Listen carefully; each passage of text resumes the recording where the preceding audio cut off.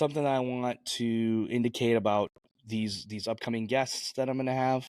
I'm so honored to have my first guest be this huge winner of the Willie O'Ree Award this year. So we've got a true Detroiter here. I say true Detroiter because as a Michigander and being around many people that live in the suburbs and then move somewhere else, say they're from Detroit, and that's not true. They're from the Detroit area. Um, you grew up in Detroit's Jack Adams Arena, which is kind of a legendary, classic old arena in the middle of the city. Mm-hmm. Um, you played for Bell Tire Junior A, UMass Boston Division III, many pro leagues around the U.S. while finishing with 2 seasons in Finland and Danbury. Your retirement in 2012 helped you become a head coach for many programs in the Detroit area. This season, we'll see you behind the bench of the Motor City Gamblers, a team that you are part Mm-hmm. owner of and plays out of Big Boy Arena in Fraser. Um, Also, the big one is you're president and founder of Detroit Ice Dreams Hockey Association, which is the current winner of the 2023 Willie O'Ree Community Hero Award. Welcome, a fellow Michigander and coach, Jason McCrimmon. Respect. Yeah, nice to meet you. Nice to get on the platform. Only thing dealing with the gamblers, I own the gamblers completely. So Okay. what I'm saying, it's that's, so Sorry, yeah. definitely don't want to minimize the part owner. That's a huge thing for us. So we just make sure we put it out there. Like I said, our guys are doing a lot of good work to get into colleges and That's all that great, type of and stuff. So I think it's funny that the Fraser Arena is called Big Boy Arena now because I remember it just being called the Fraser Arena. yeah, dude, they actually got they built a big boy restaurant out there that's in the parking lot now. They're looking to open it the next month or so. So they're taking it full fledged, and then they have the youth program is now Big Boy Hockey Association. So those guys walk around with the Big Boy logo. So it's That's pretty cool to see awesome. from growing up, eating big boys. Well, something I always like to start with before I get through all the other questions and beats is talking about your biggest, fondest hockey memory, whether that's a past one, a future one, could be more than one. But I kind of just want to start the vibe off of just a great hockey memory that you have. I remember playing, I want to say Squirts, Detroit Rockies back in the day at Jack Adams. We used to go on these road trips to Buffalo every year. So that was, we look forward to that trip. It was like our first time, getting out and kind of, you set up the rooms where you don't have the parents and all that type of stuff. So you got, 4 guys in the room and the kids are bonding. You got the mini stick tournaments going. So that's still out of everything I experienced. I think that's, still a great experience. I went through that. Kind of like I said, taught you how to create friends in different spaces, network, and just have a great experience to kind of grow in your own right. No, totally. That's the big thing as coaches for us. We always, it's always about the camaraderie more than it is the sport in a lot of ways. Um, that being said, I've probably been to that same tournament in Buffalo. Of course, I always lost. I always felt like Michigan teams always lose in Buffalo, but hopefully you guys did a little better than my teams. We were decent back in the day, so anywhere we went, we pretty much I ain't gonna say we won everything, but we definitely made a statement. So I was very fortunate with the group that we had, and like I said, it was just a cool experience. It's great that we're starting there. We can start way back in Squirts, but I'd like to kind of discuss and listen to how growing up right in Detroit and playing hockey right in Detroit was, for you. And I'm sure it's such a different climate from what I grew up in, white picket fences and things,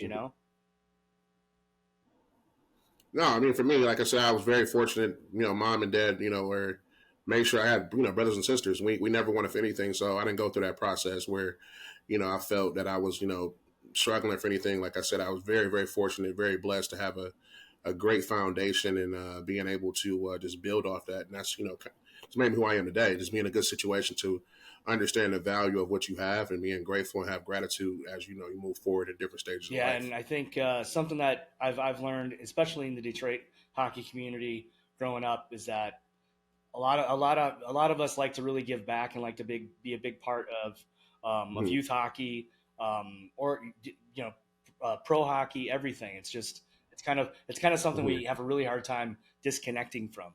So that's great to hear. Yeah, and I think with hockey players, it's a different breed. It's just you solid player on the ice, off the ice. It's a lot of good people out here that play the game. That like I said, it's a gentleman's sport. So no matter even if it's the fighting aspect of just being physical, but at the end of the day, the overall of the game of hockey is to be just good people, and they striving to compete, and on and off the ice they know how to carry themselves the right way, and it's a Yeah, great sport. we like to carry ourselves about 98% of the time. You have a few sodas with the boys. It changes a little bit, but yeah, Indeed. That's relax yeah, time though. So yeah, that's yeah. relax time though. Looking through your career, it seems you're kind of known as a playmaker, but as I like to look, I call when I see penalty minutes, I always say that means you were the protector of the team. So let's kind of go through Oh, your little. You had a bit of a journeyman career.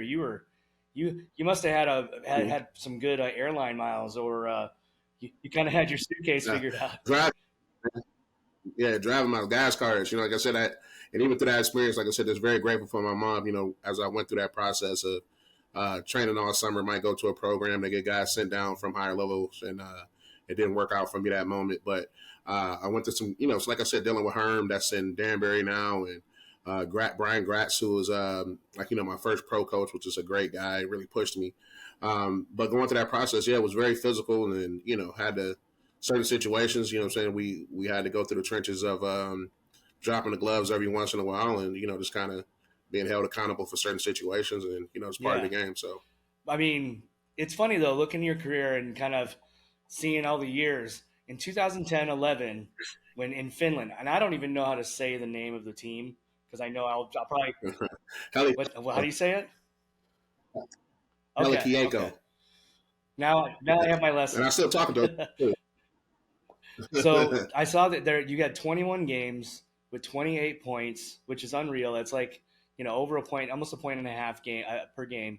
But you had 168 PIMS, which I was misunderstood over there. That's all. That's what it boiled down to.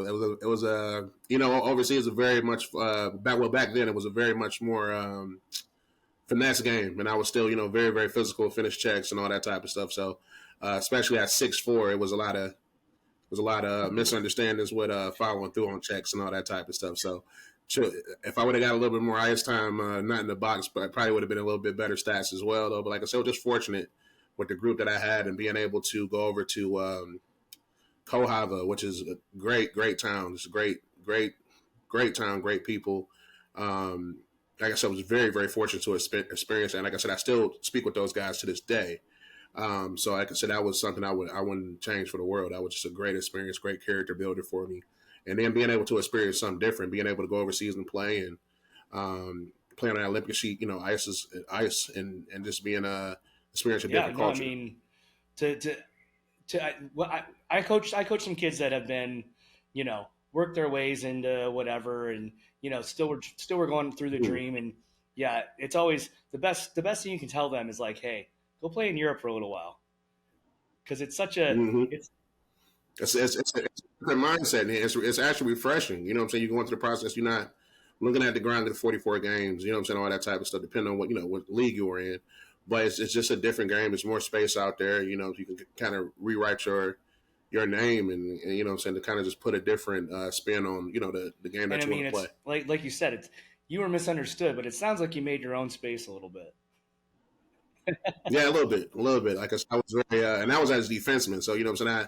I had a very good what do you call it? Our preseason was very good, and then went into our regular season, was able to carry over. So that was a very very good experience for me on and off the ice Great. over there. No, that's so awesome, and I have one of these dreams of spending like a month in the winter and just going through the Swedish league and the Finnish league. So maybe I'll go through that town Right. sometime.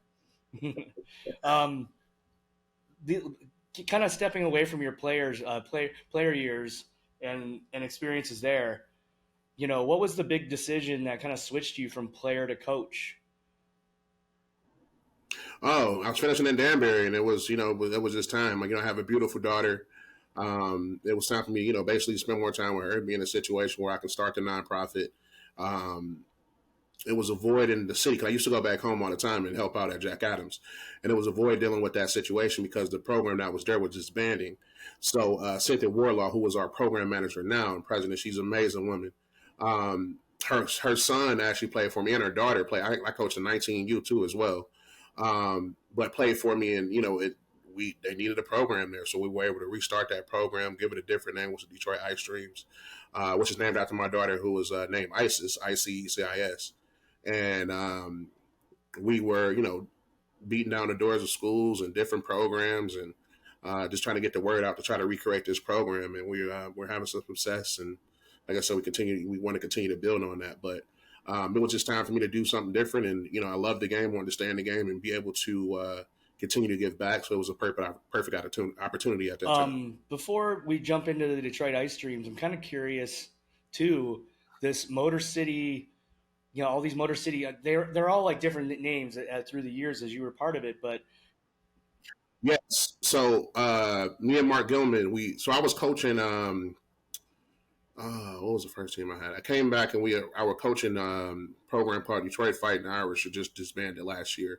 But me and another guy, Mark Gilman, we went in on a team together. I want to say it was at 2013, I guess.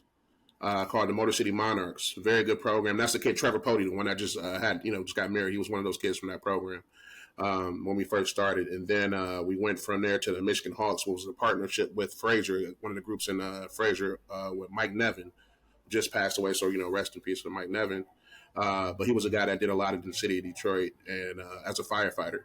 So we partnered up with those guys, and then we branched away from that to become the Motor City Hockey Club, just to kind of get a different name. And then we had a couple rough years through that process, and we just rebranded as the Motor City Gamblers. But we were back-to-back national finalists, I want to say 17, 18, 18, 19, and then our first year we were champions, wow. So we lost in the championship. So we had a pretty good run. Yeah, we've been running pretty good. And then every year, though, no matter win or lose, we send guys to college, at least 7 or 8 kids to programs between ACHA, D1, D3, and NCAA D3 programs. That's so great because, I mean, that's the thing. As a coach, when you're kind of like pushing it forward and pushing it up, you really want to see where these kids go. And I mean, yes, we would love for them all to go to the NHL, but even one little step in the door of continuing their career, continuing their dreams is huge. Yeah, and getting education at the same time, so that's a huge plus.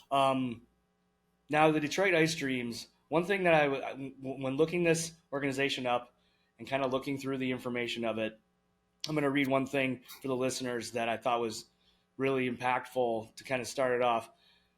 Detroit Ice Dreams is a youth hockey organization that minimizes the barriers that prevent underrepresented communities from access to ice hockey and non-traditional sports within their neighborhood. I think that's so impactful. Living in New York City now for 22 years, even though, like I said, I was a suburban kid in Michigan, never really understood a lot of the. Of course, when you're a kid, you don't really understand the complications of parents and kids, what they have to go through, not only to even walk into the sport, but to afford the sport. It's just not a cheap activity. And I'd love to hear about like what was the driving force of like why you wanted this organization to start and why it's been so important in the last 9 years you guys have been together. Again, just being able, like I said, just being grateful for what I was able to experience, and being in a situation I understand the value of the game of hockey and the networking aspect and the friendships that you build throughout of it. So even if, like you say, you make it to the NHL or not, no matter what, these kids that you play with, the kids that you play against, the kids you grow up with, you create lifelong friendships from that. And being in a situation to actually have a love for something, like the game of hockey, that does create, it's in a bond that's unbreakable. So I wanted our kids in the city of Detroit that might not have access to it on a regular basis, because we see so much football and basketball and different sports that, kids that look just like me that are used to playing, so that's an aspect, but hockey is just a little step away from it. And it's given a different viewpoint, a different experience, and a different opportunity. So we wanted to be all over that to kind of make sure that we put that out there in the best possible way for our kids to have access to it. And then on top of that, the community outreach we do, I think is second to none for any program. To be honest, like I'm very very proud about that aspect off the ice, where we're able to give back to community through book bag giveaways. To we adopt families every year, we adopt schools, we uh, turkey giveaways, Christmas. So we're always doing something to give back to like the homeless or whatever. But the situation is like we're staying active in the city that we're in to make sure that we're just not here for sports. We actually want to enhance life as well. That's so amazing. And the thing that's great about it that I really love and really like to think through when it comes to that is the fact that when I go back home to Detroit, it's like a different city from when I went to college Yeah. there in '96 to 2000 at CCS just next to Wayne State, and seeing the difference Mm-hmm. of the city, and then of course reading back through the history of Detroit, and how dangerous it was and everything else, and now there's Whole Foods on Woodward Avenue and things. It's And then I'm kind of casinos. yeah, I'm just kind of Yeah. curious in the last like you guys have your organization has been you know obviously crucial to bringing hockey to kids in the area, but also what's been a bit of the I'm sure you've had some weird kind of back and forth at that time just because of the fact that Detroit has a lot of areas getting gentrified and getting pushed out and residents getting pushed out, and I'm just curious how the organization has really kind of dealt with that flux and difference now that's happening in the city.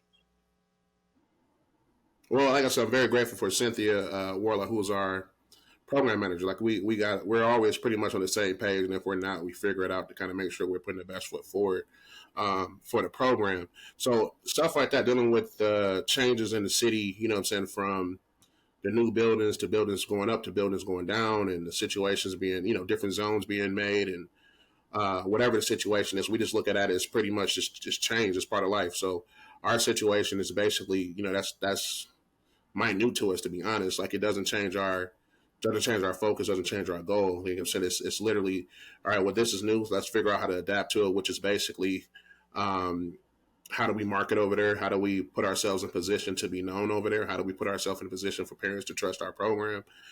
So everything, like I said, is just part of life. It's just adapting and making sure that our goals for our situation of trying to get more kids involved and getting the game out there is met, and then we go about the right way to do so. That's really great. I mean, and noting the one thing that's interesting for me is that we in New York, we our program is hockey in Harlem. That's pretty similar to your Yeah, Harlem. Yeah, I'm familiar with yeah, that. Yeah, and very the New York familiar. Rangers have been a big part of trying to help out with that and being including some NHL love into the community.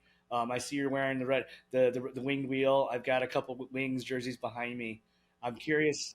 I see. I got the Yeah, CBY. yeah, it's important. I mean, that Yeah. one's usually sitting on my in my living room, but I move them around a little bit from pod to pod. But I'm kind of curious if the Red Wings have been really helpful with you guys in the organization. I know I've seen you drop some pucks at center ice. The one photo I saw had Ovechkin and Zetterberg. That must have been pretty cool. And literally Ovi is my favorite player, and so that was definitely unreal for me. But this is a situation of dealing with the Wings. I'm very fortunate right now to be the Red Wings Learn Play Score Ambassador, where we basically put street hockey in the city for kids to be able to play at different rec centers, different schools, and we try to get those kids that played street hockey in the summer to transfer over to ice hockey, so we can build that bigger, brand and more kids knowing the game and bigger fans in the NHL and just bigger fans of hockey. But as far as our partnership, we're literally working harder now with the Red Wings to kind of get something going that's really official for Detroit Ice Dreams, and for us to kind of really get that stamp out there. Like I said, we're doing very well on what we need to do, but again, it does help having that stamp. And then we also have NHL is for everyone, which is also Hockey in Harlem is part of. That does help with pushing out the word and getting us different grants and putting us in different situations to have more exposure to guys in the NHL and different programs in the NHL to kind of maximize our product. Well, Jason, it sounds like you have busy weeks and busy days when you're dealing with an Mm-hmm. entire program with two entirely large programs, and on top of it, coaching. And I read that you do some elite coaching, some private coachings. Like you, Mhm. you definitely are not off the ice. Sounds like you're still on the ice every day, No, I guess. almost. Yeah, we're trying. We have kind of off season now, but I do get a couple months off where we just look, focusing on the program, try to do more of our community work to kind of hit, and then as well as our recruiting aspect for the junior boys, which we did a great job. So I'm very grateful to my group, with the Motor City Gamblers as well. That basically, like I said, we recruited a whole new team. So we have Premier and Elite team this year. So we got about 60 kids coming in on September 6th to start the season.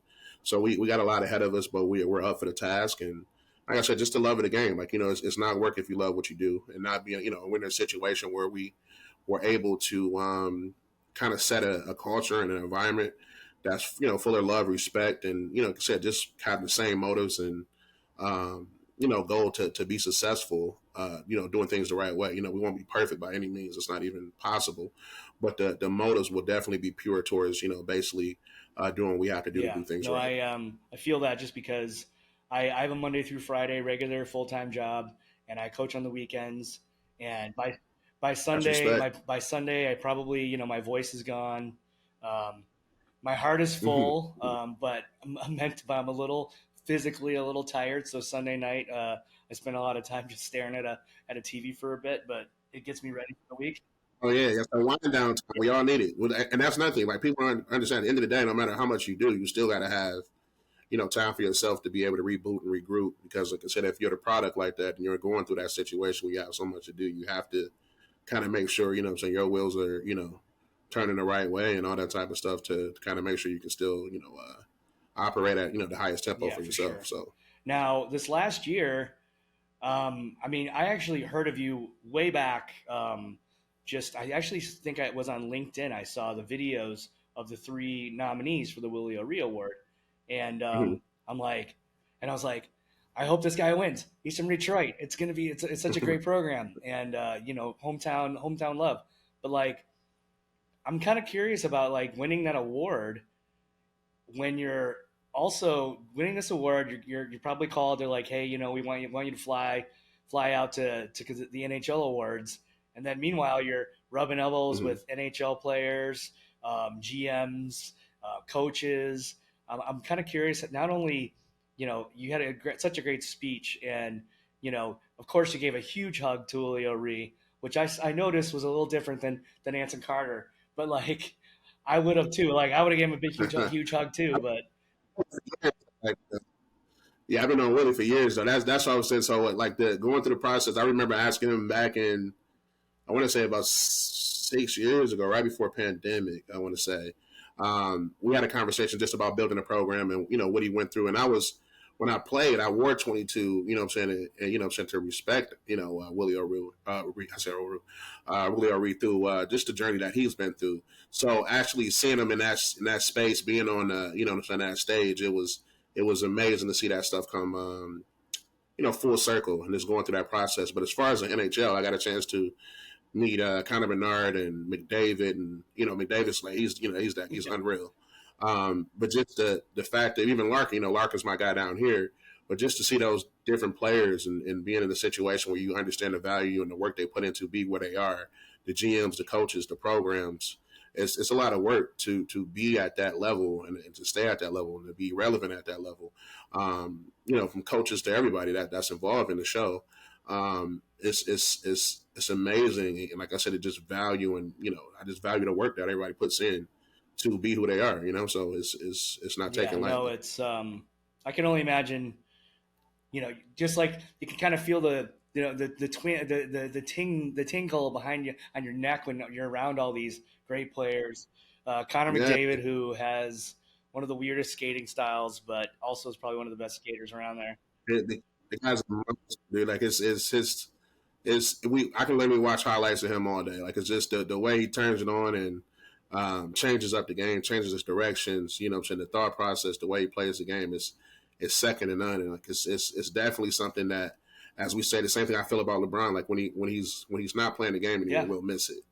You know what I'm saying? So it's one of those type of things. The same way I feel about Ovi, what I feel about Stevie Y, who I'm saying is second to none. I enjoy seeing him in person, like being able to shake his hand and pick his brain. It's just amazing to be in these different situations to meet these guys who are of Well, that I mean, caliber. it's so interesting too for the fact that you're not very far away from me. I'm 44.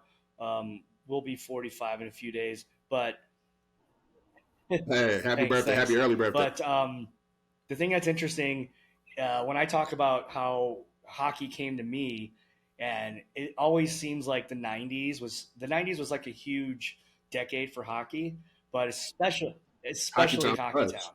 I mean, Yeah, it was hockey time for us. We didn't know anything. We didn't know anything different. We watched the Wings, Russian Five. You know what I'm saying? All those guys, like we had a front row seat to watch the game change, literally. You know what yep, I'm saying? So very fortunate to grow up in the city of Detroit, watch the Redwings at the Joe, and being able to, like I said, see Stevie Y, and still a huge Paul Coffey fan. Like just watching those guys dominate the game and grow the game, and like I said, the Russian Five to the integration from the European players, just the changeover. Like it was just amazing. We literally sat here front row to watch that happen in the yeah. city of Detroit. No, it was unbelievable, and I was pretty happy. I was in college for the 97, 98 Stanley Cup run, so it was pretty good to be in the city.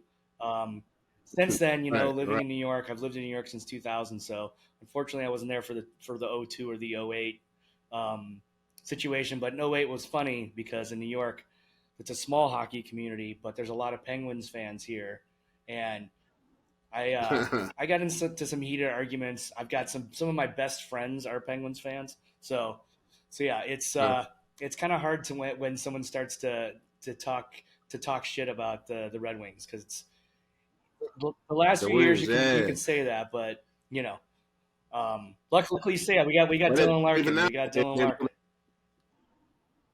yeah, we got Larks. We got a lot of young guys. We got Cat back, and what I'm saying. Again, we got Stevie Y that's putting the shit the right way back to what it was, and that's any program, any organization that gonna go through their rough years. We were just so fortunate to have so many years of guys making it in the playoffs, which is unreal.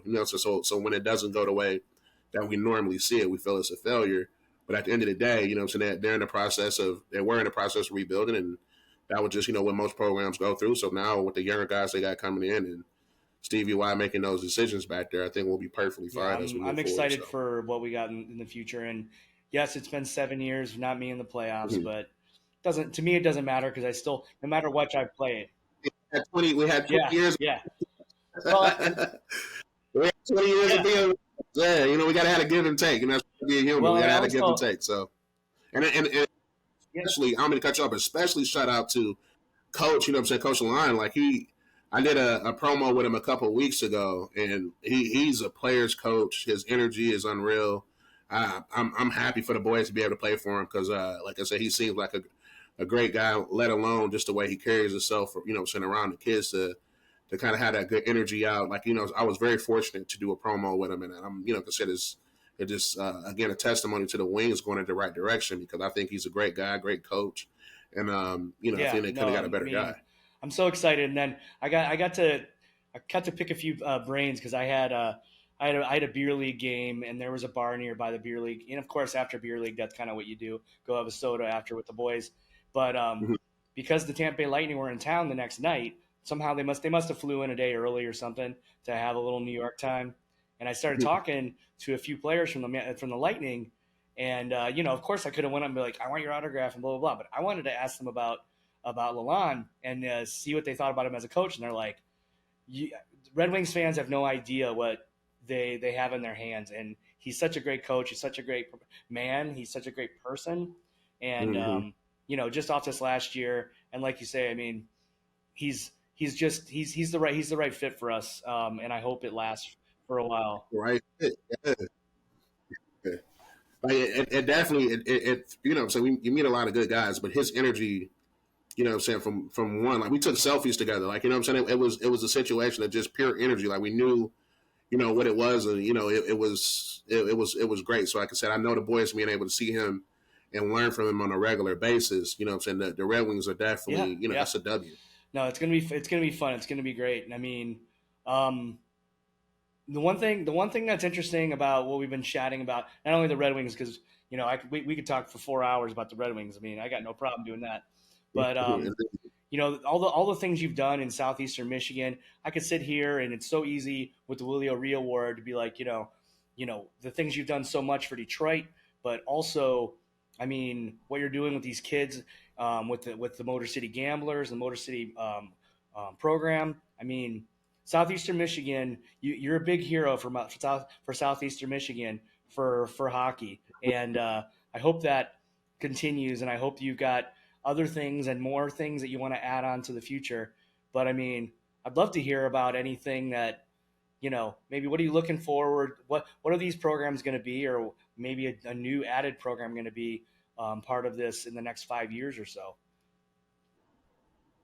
Well, as far as the Motor City Gamblers, as I said, we were very fortunate this year to create our elite program, which is kind of younger guys, 16 to 18-year-olds, 16 to 19, might have a couple 20-year-olds on that team, but it's for guys to get more of an opportunity to play at that higher level, get the reps they need to, feel comfortable with the game of junior hockey, playing against older guys.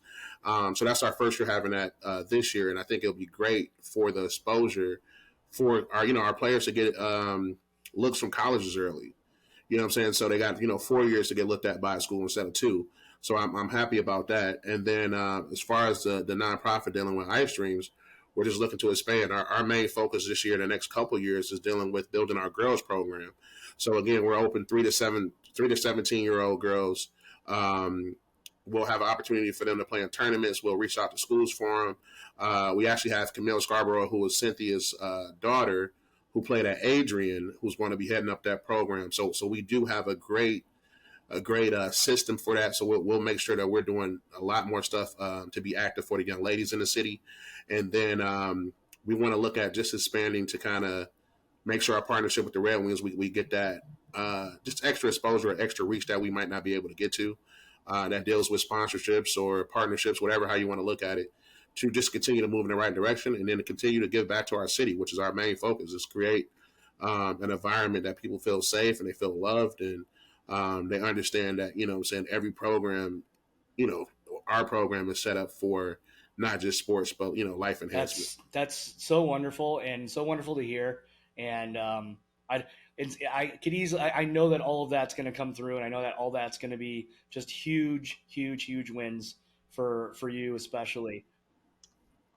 Also working on creating more of a referee. It's a lot of referees now for USA Hockey. That's kind of it's been going down. So we're trying to get more and more kids now as well to referee, and then also kids that we had come out of our program with the Motor City Gamblers who've been in the game of hockey forever. We want to try to get those guys back into refereeing as well through some camps. Yeah, and I always say it's a good place for a young kid because when we were younger, I feel like in high school it's kind of normal to find a place to work in the 90s and the 80s, but since then younger people just, I don't know, they're just, not only do they not want to work, but they're also just don't have the accessibility for it.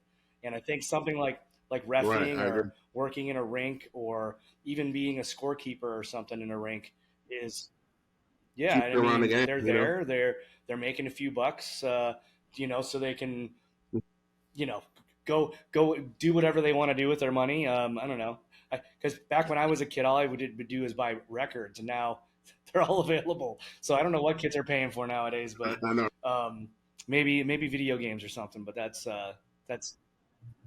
yeah. The gamers out there, yeah, no question. What the last thing I wanted to ask you? You're so busy, but I'm kind of curious if you're still playing. Listen, so it's I can't give the location yet because we're still going back and forth. But it's a pro skate we do every Tuesday and Thursday that Mickey Redmond skates in. We had Lindstrom out there a couple times. We had Holstrom out there a couple times. Larry Murphy, Danny DeKaiser. I know I'm name dropping, but Bert, Ty Bertuzzi. A lot of good college guys. So that's one of the best skates I would say in Michigan that goes year round. You know what I'm saying? So I am accustomed to that skate. I'm not going every week like I used to, but that's still home for me. You know what I'm saying? And I can keep up a little bit, as long as they don't go like a million miles an hour. I'm pretty decent. get to turning it on. I'm pretty much one of those guys that just wait for the puck to come to me at that point. But but it's hit or miss. But it's one of the best skates out. So I am getting out there, every once in a while, and I do plan in September, end of September, to play in one of the leagues Okay. out of Fraser. So I got a couple guys recruiting me, so I'm gonna see, saying who I make the big signing splash with. So. Heck, I mean, the thing that's interesting too is I know Michigan's got a few different leagues. I mean, I don't know if you'd have that time, but I know the Waterford Sharks are there. I'm gonna be one of Yeah, reserves, as they call it, saying doesn't every Motor once. City Rockers play in Fraser?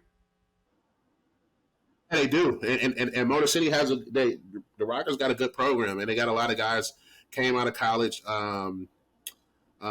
actually got the Milan brothers. I'm not sure if you're familiar with those guys, but they're Michigan boys, Troy and Jamie. Unreal players, saying been playing, pro hockey forever at high levels, and they got those guys playing this year, and they got a couple other guys. That's just this high caliber guys, and it's a good program. It's a good league. So yeah, the Rockers are doing, they're doing their thing out there. And also shout out to so Trevor Thompson skates. Speaking of skating, Trevor Thompson is a guy who, from the Redwings broadcast, is he was on the ice pretty much 4 days a week. The dude he's a monster. Yeah, he's a monster. He's I a wonder monster. if So that. I remember that video of him just getting owned. Yeah, my dad's suit. That suit. And I'm like, that must have just like lit it up That's for him. Like, I got to get better at this. and he was actually trying though. That's the crazy part about it. So I tell you, like Datsuk just, Yeah. I mean, it's the magic man, right? So like, it's we can really say with that situation, but Trev's on it. Like he's a hockey guy. He's from Toronto, so he's definitely a hockey guy. So, but that's pretty cool. But the Rockers, back to those guys, they're definitely a great program. They got a good ownership group out there, and like I said, we got a good relationship with those guys. So. Like I said, I'm looking forward to their year as well to continue, to build on what they did last year. The good thing is the best thing to close this off for sure is that I think the future of Southeastern Michigan's hockey is in good hands, and I think you're a big part of that. So thank you for keeping the growth of the sport that I love in my hometown area alive, and I'm so excited to hear what Jason McCrimmon is going to be doing next. So I'll definitely have my eyes on it. No, thank you for the opportunity to speak on your platform, and like I said, we'll look forward to just doing a lot more together and pushing the narrative of great hockey, great people. Great motives, and I think that's that's what we need to do. That's awesome, Jason. Thanks so much. This has been truly awesome. Thanks for giving me some free time. I know you're a busy man, so and I'll tell Westy that everything went well. No, Wesley, like I said, shout out to Wesley for the connection. Like he was a beauty, and that's a nice dude. Like Wesley bigger than me, so like what I'm saying. At the end of the day, he's wow. I mean, what a guy! Such a great conversation with Jason McCrimmon. He is truly he has a massive heart in southeastern Michigan, and he is such a huge part of that of the hockey world in Michigan. And if no one knows about him, if you live in Michigan and you can't afford $100 NHL ticket, go check out his team, the Gamblers. It's going to be good hockey to watch, and there's going to be a lot of good players that you're going to get to support and maybe see them someday in a college jersey or a pro jersey. So Jason McCrimmon had such a great career, and he's such a great dude. And it's so great that my hometown and my major city, Detroit, has him as at kind of the forefront. And instead of having like some old guy that's been around forever, which are always lovely, but we got this guy that's rather young, and he's going to be around for a long time. And I think he's going to do a lot of good things in Detroit. So keep an eye out for him. We might talk to him again in the future. He's got so many things moving, so that's really great, and it's really going to be great to hear about him.